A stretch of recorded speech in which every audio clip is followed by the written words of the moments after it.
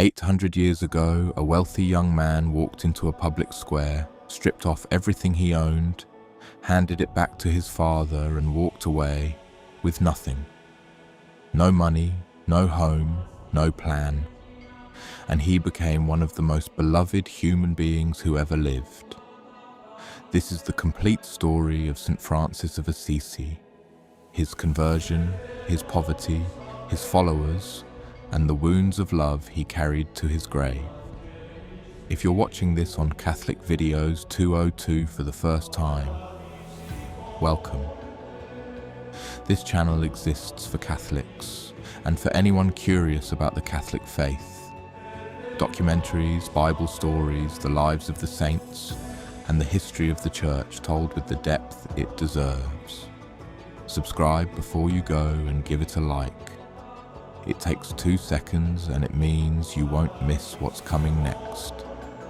And now let's go back to the year 1181. There is a hill town in the heart of Italy that the world has never forgotten. Assisi, perched on the slopes of Mount Subasio, overlooking the wide plain of Spoleto. Olive trees silver the hillsides, swallows cut through warm air, and the stones of the old city, pale, almost luminous, seem to hold the memory of something that happened here 8 centuries ago that changed the Church forever. In the year 1181, or perhaps 1182, the records are uncertain, as they often are for men whose greatness no one yet suspected. A cloth merchant's son was born in this town. His father was Pietro di Bernardone, a prosperous dealer in fine fabrics, a man who travelled often to France and who had cultivated a taste for French culture, French song, French elegance. His mother, Pica, was said to be of French descent herself. When Pietro returned from one of his journeys to find a son had been born in his absence, he renamed the boy. The baptismal name, Giovanni, after the Baptist, gave way to a new one, Francesco, the little Frenchman. The boy grew up surrounded by silk and colour, by the language of trade, by the sound of coins counted and bolts of cloth unrolled. He was not a scholar. He was not particularly pious. What he was, by all accounts, was charming, generous, quick to laugh, the kind of young man who picked up the bill at the feast, who led the singing in the streets, who wore the finest clothes in the piazza, and made everyone feel that life was worth celebrating. He was, in the language of his time, a giulare, a jester of life, a performer, a lover of beauty, and he wanted more than almost anything to be a knight. This was not an unusual ambition for a wealthy young man in 12th century Umbria. The age of chivalry was at its height. The Crusades had made soldier saints of ordinary men. War was not merely politics. It was the theatre in which a man could prove his worth, win his name, and perhaps, if God willed it, die in glory. Francis dreamed of exactly this.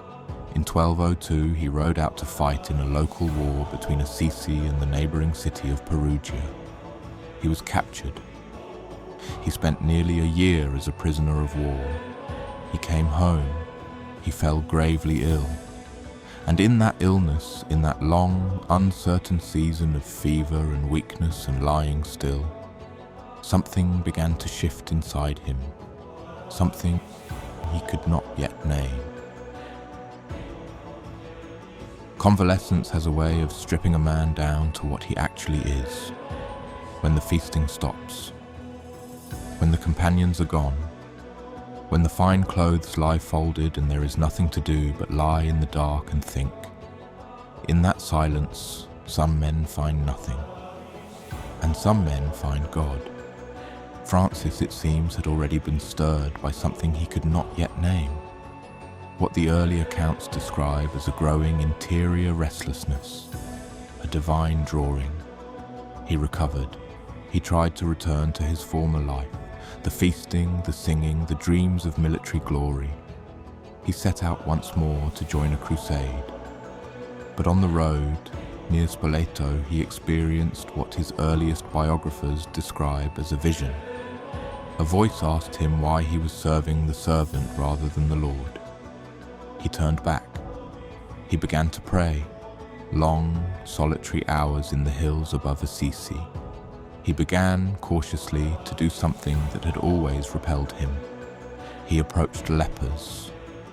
Leprosy in the Middle Ages was not merely a disease, it was a kind of social death. Lepers were required by law to ring a bell as they walked, to announce their coming so that clean people could step aside. They were the lowest of the low, excluded from markets, from churches, from human touch. To embrace a leper was not merely an act of charity. It was a decision about what kind of world you believed you were living in. Francis kissed the hand of a leper.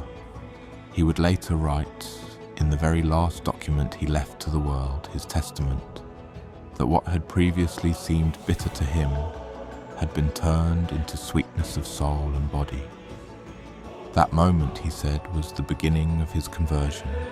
Not long after, Francis was praying alone in the ruined little church of San Damiano, just outside the walls of Assisi. Before him was a painted crucifix, Byzantine in style, Christ's eyes open, gazing outward with an expression that is neither suffering nor triumph, but something rarer, presence. And tradition, drawn from the early accounts, tells us that from that crucifix Francis received what he understood as a divine call. A voice, as the biographers describe it, speaking directly to his heart. 3 times in the account that has come down to us, the words were repeated. Francis, go and repair my house, which, as you see, is falling into ruin. He took the words literally. Of course he did. He was still, in many ways, a practical man, a merchant's son, a man who understood things he could touch and measure. The church was falling apart. He would fix it. He went home. He took a bolt of his father's finest cloth, rode to the market town of Foligno, sold both the cloth and his horse, and brought the money back to the priest at San Damiano to fund the repairs. His father was furious. Pietro di Bernardone was not a man to accept this kind of behavior from his son. He had built a business. He had a reputation. He had plans for Francis. He dragged the young man before the Bishop of Assisi to demand the return of his money and his obedience. What happened in that public square before Bishop Guido has become one of the most iconic moments in the history of Christian spirituality. Francis stripped off his clothes. He laid them at his father's feet. He looked up at the bishop, who moved, it is said, to tears. And he said, "Until now I called Pietro di Bernardone my father, but because I have proposed to serve God, I returned to him the money about which he was so upset, and all the clothing which is his, desiring to say from now on, Our Father, who art in heaven, and not my father, Pietro di Bernardone." He walked away naked into the winter cold. He had nothing. He had chosen nothing. And in choosing nothing, he had become, at last, entirely himself. There is a particular kind of freedom that comes only to those who have let go of everything. Francis had crossed a threshold. He could not go back. And having nothing, he discovered that he was astonished by everything. He repaired San Damiano with his own hands. He repaired other crumbling little chapels in the hills. He begged for his food. He dressed in rags. He cared for lepers. He prayed. And he began slowly to preach. Not in churches, not from pulpits. In the open air, in the piazzas, in the language of the street, the Italian vernacular, not the Latin of the clergy. His preaching was not theological disputation. It was simple, urgent, alive. Repent, love God, love your neighbor. The kingdom is here. People listened, more than listened. They were arrested by something in him, some quality that is almost impossible to describe at 8 centuries remove, but that his contemporaries tried repeatedly to capture. He was joyful, they said, radiantly joyful. Not with the shallow joy of the man who has everything, but with the deep joy of the man who needs nothing.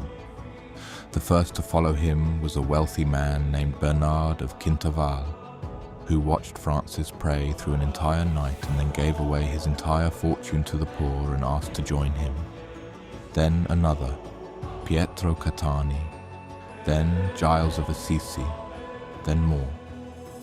They had no rule, they had no house, they slept outdoors or in abandoned buildings. They worked with their hands, laboring in the fields, caring for the sick, begging when work was not to be found.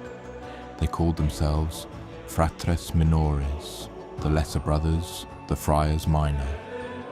The word minor was deliberate, not the greater ones, not the powerful, the lesser, the ones at the bottom. Francis was deeply conscious of a gospel imperative that he believed the church of his day had obscured, that Christ had come not to be served but to serve, that he had been born in a stable and died on a cross, that the whole logic of the gospel ran downward toward the small, the poor, the forgotten. In the year 1209 or thereabouts, Francis heard the Gospel of Matthew read at Mass, the passage where Jesus sends out the apostles with nothing, no gold, no silver, no bag, no staff, 2 coats or sandals. "This," he reportedly said, "is what I want. This is what I seek. This is what I desire with all my heart." He took off his shoes. He put down his staff. He went out exactly as the text described. The brothers gathered at a small chapel called the Portioncula, the little portion, in the plain below Assisi. It became the heart of the movement. Francis loved it above all other places on earth. Not because it was grand, but precisely because it was not. A small thing in a large world. By now the brothers numbered 12. Francis wrote a simple rule, little more than a collection of gospel passages and a few practical instructions about poverty, and decided to bring it to Rome, to seek the approval of Pope Innocent III. Innocent III was not an easy man to see, and not an easy man to impress. He was perhaps the most powerful pope of the medieval age, a trained lawyer and theologian, a builder of institutions, a man accustomed to thinking in terms of kingdoms and councils. The tradition, recorded in the early sources, reports that the Pope had a dream before meeting Francis. He dreamed that a small, ragged man was holding up the Lateran Basilica on his shoulders to keep it from falling. Whether or not we take this account literally, what is certain is its fruit. Innocent recognized in Francis something authentically evangelical.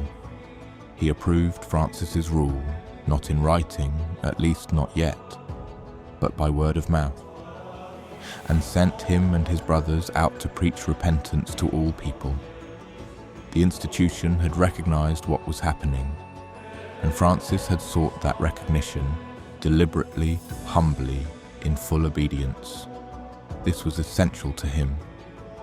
He did not regard his poverty or his charism as a license to go his own way. He wanted to live the gospel within the church, not alongside it. His holiness was never a protest. It was a gift offered to the bride of Christ in filial love. Francis spoke of poverty as though she were a person. He called her Lady Poverty. He wrote of her as a spouse.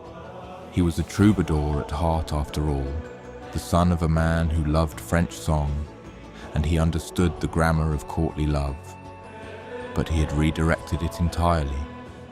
The lady he pursued was not flesh and blood. She was the radical emptiness of the man who owns nothing and therefore owes nothing and therefore is free to love everyone. But Francis was not the only one who heard the call. In Assisi there lived a young noblewoman named Chiara of Freduccio, Clare, we call her now. She was perhaps 17 or 18 years old when she first heard Francis preach. Something in his words seized her entirely. She wanted what he had found. She wanted the poverty, the freedom, the life of the gospel. On the night of Palm Sunday 1212, Clare left her family's home secretly. She went to the portiuncula. Francis cut her hair.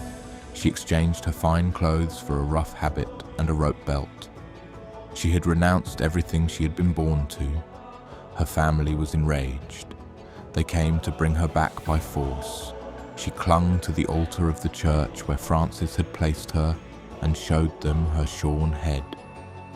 There was nothing more to say. Francis eventually settled her and her companions at San Damiano, the very church whose repair had launched his conversion. She would spend the rest of her life there, founding what would become the Order of Poor Ladies, known today as the Poor Clares. What is remarkable about Clare is that she fought tenaciously and over decades for the one thing closest to her heart, the right to live in absolute poverty. Church authorities, out of pastoral care for women religious, generally insisted on some provision for security. Clare did not want security. She wanted what Francis had. Nothing. Only the bare gospel. Only God. She outlived Francis by nearly 30 years, and when she finally received papal approval for her own rule, the first time in the history of the Church that a woman had written a rule for a religious order, it was 2 days before her death. She died holding the document in her hands. As the Franciscan movement grew, and it grew astonishingly fast, spreading within a single generation across Italy and beyond, into Spain, France, Germany, the Holy Land, Francis himself grew more interior. He had always been a man of intense prayer. But as his movement became an institution, as numbers brought complexity and complexity brought conflict, Francis seems to have felt increasingly that the only place he could fully breathe was alone with God. He was not well. His eyes, weakened by years of tears and harsh exposure, were failing him. He suffered. He had always been small in stature. Now he was frail. In September of 1224, Francis went to a place called Mount Laverna in Tuscany, a rocky height given to him by a noble friend, set apart for prayer. He intended to fast for 40 days in honor of the Archangel Michael. On the feast of the exaltation of the Holy Cross, on a September morning, the 14th, the accounts describe something that has been marveled at and pondered by the Church ever since. Thomas of Solano, Francis's earliest biographer, writes that during intense prayer, meditating on the Passion of Christ, Francis had a vision of a seraph with 6 wings bearing the form of a crucified man. The accounts describe Francis as being filled with both joy and sorrow beyond measure. Sorrow at the suffering of Christ, joy at the depth of divine love. What the tradition reports next has become one of the most discussed phenomena in the history of Christian sanctity. According to these accounts, when the vision faded, Francis bore in his own body marks corresponding to the wounds of Christ, in his hands, his feet, and his side, what have come to be called the stigmata. The Church receives such accounts with both reverence and prudence. What the Church does not ask us to weigh or measure is this: the fruit, a life of radical conversion, 30 years of charity, humility, and fidelity to the crucified Lord. In every such matter, it is the gospel fruit that cannot be in doubt: repentance, poverty, love of neighbor. And it is toward that fruit that the story of Laverna ultimately points. He would carry these reported wounds for the remaining 2 years of his life, his hands wrapped in bandages, walking with increasing difficulty. Whatever the nature of what occurred on that mountain, the image it leaves us with is coherent with everything that preceded it. A man who had spent decades trying to conform his entire self to Christ had arrived, somehow at a conformity that was total. He came down from the mountain. He continued to preach when he could. His health declined steadily. He dictated his Canticle of the Creatures, one of the earliest poems ever written in the Italian language, from his sickbed, praising God through Brother Sun, Sister Moon, Brother Wind, Sister Water, Brother Fire, and finally, Sister Death. Praise be to you, my Lord, through our sister bodily death, from whom no living man can escape. He asked, near the end, to be laid naked on the bare earth, as he had once stood naked before his Father in the square in Assisi. He asked that the passage from the Gospel of John be read to him, the account of the Last Supper. He asked for the last sacraments. He blessed his brothers. On October 3rd, 1226, the precise date the Church marks to this day, in his beloved Portiuncula, the little man who had once wanted to be a knight quietly died. He was 44 or 45 years old. He was canonized less than 2 years after his death. Within a generation, the Franciscan Order had become one of the great intellectual and missionary forces in the Church. Franciscans built universities. They preached at the margins of the known world. They produced theologians, missionaries, artists, poets. But the heart of it all was never institutional. The heart of it was a man in rags kissing a leper's hand, a man stripping off his clothes in a public square, a man on a mountain weeping for joy. 8 centuries on, the world Francis entered is long gone. But the question he asked, the question his life kept posing to everyone who encountered him, has not grown old. What does it actually mean to follow the gospel? Not to manage the gospel, not to explain it, or footnote it, or domesticate it into something comfortable, but to follow it, to take it at its word, to go out with nothing, because nothing is exactly what we brought when we arrived and everything we will take when we leave. The tradition tells us that Francis received a call from a crucifix at San Damiano. Repair my house. He spent the rest of his life doing exactly that, not by building walls, but by becoming poor enough, humble enough, joyful enough to let the love of God pour through him without obstruction. He remains to this day one of the most beloved figures in all of Christian history, not because he was powerful, but because he was free, and in his freedom we glimpse our own. Praised be you, my Lord, with all your creatures.